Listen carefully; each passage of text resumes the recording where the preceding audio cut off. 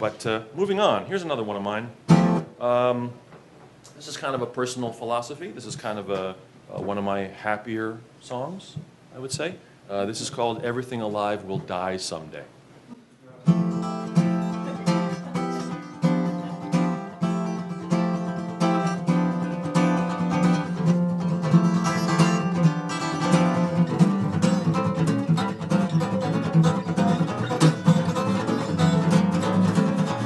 Just remember, everything alive will die someday, and that's okay.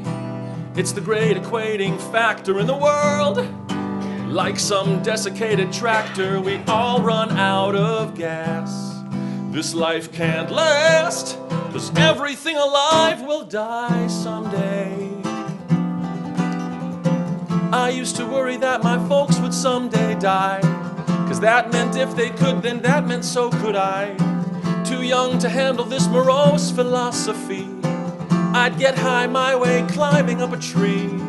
And staring at the huge small world I could survey, I wondered what it'd feel like on that final day. Then calculated the heartbeats left in my lot, then realized I'd best relax and just enjoy the time I've got.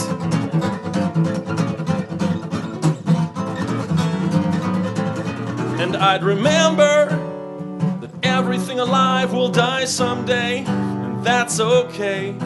From the single cellular to grandiose, seems we're all destined to be toast. Every leaf, bush, shrub, and tree will cease to be, 'cause everything alive will die someday. Every empire crumbles, every mammoth stumbles to the ground. Ally and enemy both kick the bucket equally. And in this truth there lies a fact. If you ignore those who distract, you might come to realize the fairness of unfairness is in everything's demise.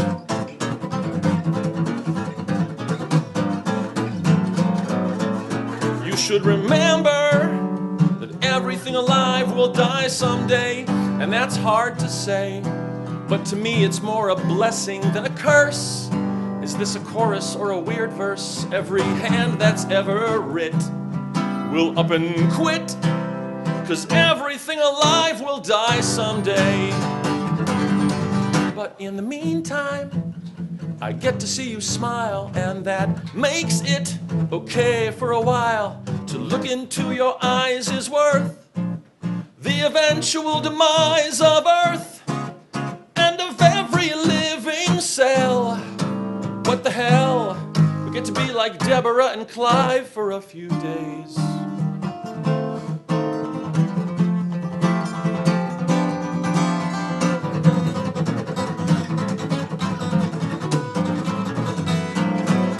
Let's all remember that everything alive will die someday. But let me say, you shouldn't do just whatever you will. Don't ever cause any ill in historic reversal. Don't you know this is the only chance you've got? It ought to mean an awful lot. This is the show and not some rehearsal. Talk of an extra inning implies this is just some beginning, but there's no prize you will be winning. Your existence is enough of a reward to keep you grinning, or at least it should be.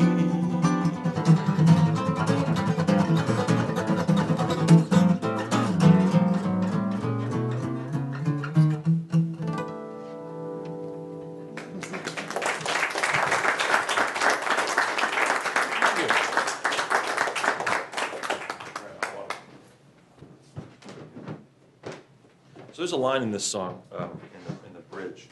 We get to be like Deborah and Clive for a few days. People always wonder what that's about. So there's a guy named Clive Waring, and he had a brain fever.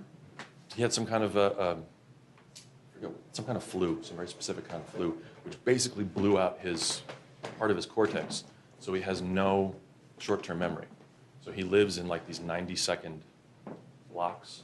he doesn't remember who he was, but he sort of remembers people, but not their names. And there was a documentary about him, and it just amazed me. And his wife, who is his ex-wife now, but she still comes to visit him. Whenever she walks into the room, he just he's like a puppy. He just lights up, and is just so excited to see her.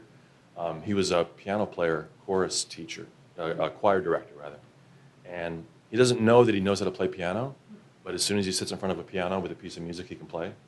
So he surprises himself because that part of the brain is fine. He just doesn't remember that part of the brain is fine.